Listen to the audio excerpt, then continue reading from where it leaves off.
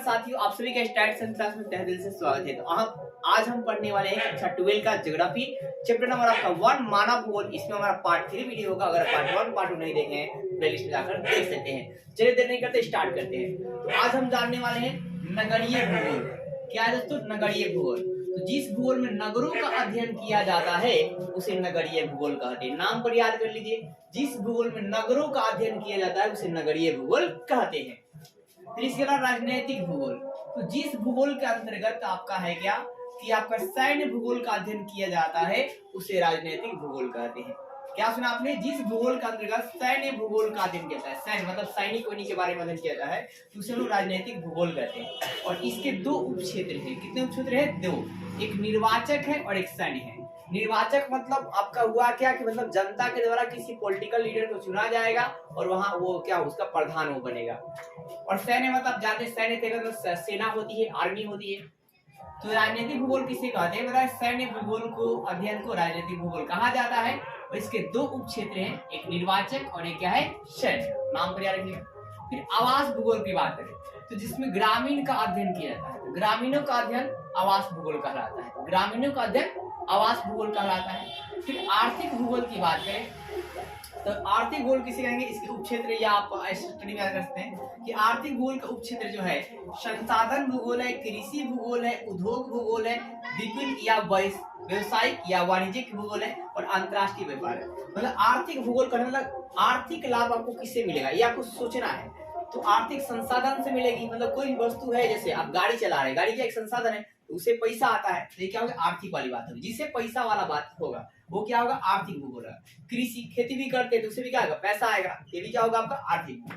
उद्योग की बात करते हैं, उद्योग मतलब कोई भी आप फैक्ट्री लगाते हैं तो उससे भी क्या आता है? पैसा मिलती है, ये भी क्या होगा? आर्थिक भूगोल।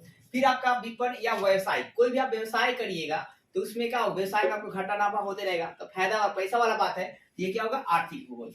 फिर अंतरराष्ट्रीय व्यापार, अंतरराष्ट्रीय व्यापार भी कीजिए, मतलब एक देश से दूसरे देश में व्यापार कीजिएगा तो इस व्यापार को अंतरराष्ट्रीय व्यापार कहते हैं। तो अंतरराष्ट्रीय व्यापार से क्या होगा? मतलब इससे पैसा आएगा, ये क्या? आर्थिक भूगोल। आर्थिक भूगोल याद नहीं करना है, याद कॉमन सेंस क्या रखना है कि जिससे पैसा के सोर्स होगा वो क्या होगा? आर्थिक भूगोल होगा।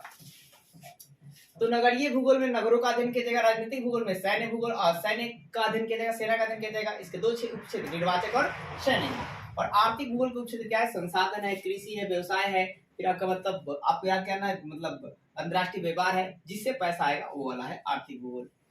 अब हम देखेंगे इस चैप्टर के ऑब्जेक्टिव दोस्तों, मोस्ट इंपोर्टेंट जो ये पूछे गए हैं।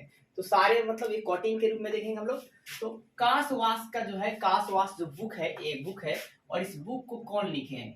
कासवास बुक जो है कौन लिखे हैं? तो हमबोल्ट लिखे हैं। कौन लिखे हैं? हमबोल्ट लिखे हैं। कासवास किताब कौन लिखे हैं? हमबोल्ट जी लिखे हैं। इसके अलावा मानव भूगोल का संबंध, तो मानव भूगोल के जनक की बात करें तो किसे मानते हैं? रैटजल को। मानव भूगोल का जनक किसे कहते हैं? रैटजल को कहा जाता है। मानव भूगोल का जनक रैटजल को कहा जाता है। इसके अलावा एंथ्रोजियोग्राफी के लेखक किसे कहते हैं? तो रैटजल को ही। तो रैटजल में आप क्या याद रखेंगे? मानव भूगोल के जनक भी रैटजल जी है और एंथ्रोग्राफी के लेखक भी रैटजल हैं। दोनों प्रश्न बहुत बार पूछी गई है। इसके अलावा मानव भूगोल का तीसरा बात समझिए, मानव भूगोल का संबंध किससे है? तो संभववाद से है, मानववाद से है और प्रत्यक्षवाद से है। किसे है?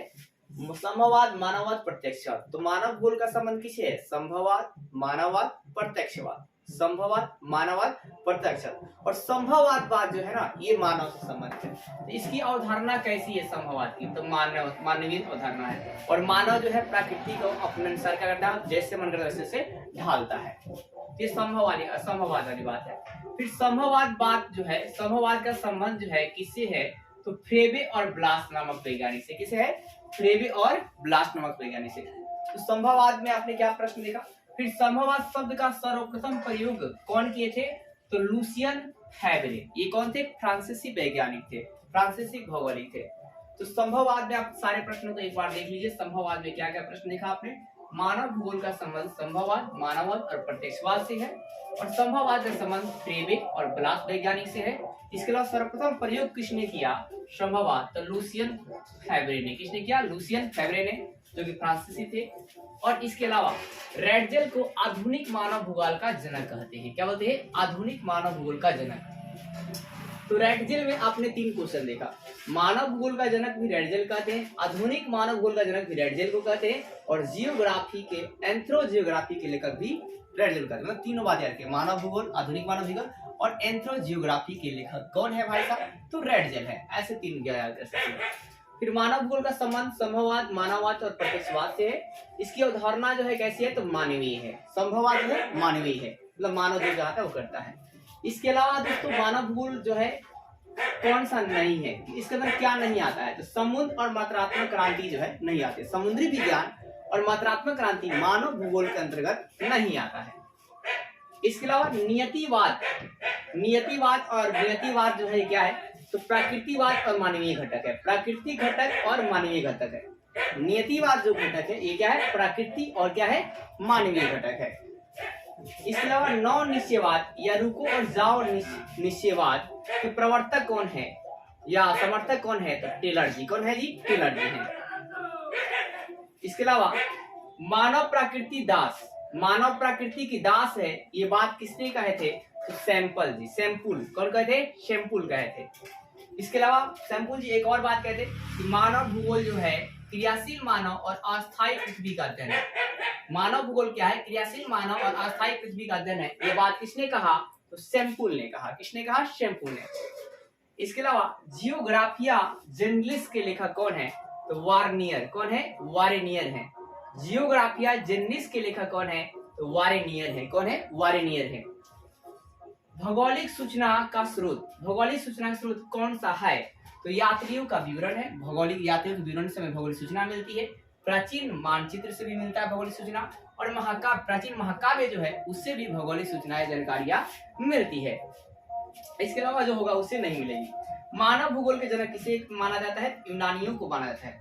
मानव भूगोल का जनक किसे मानते हैं? तो यूनानियों को मानते हैं। इसके अलावा मानव भूगोल के उपक्षेत्र क्या रखेंगे? क्या है? व्यवहारिक, राजनीतिक, आर्थिक और सामाजिक। ये सब क्या है? मानव भूगोल के आपके उपक्षेत्र हैं।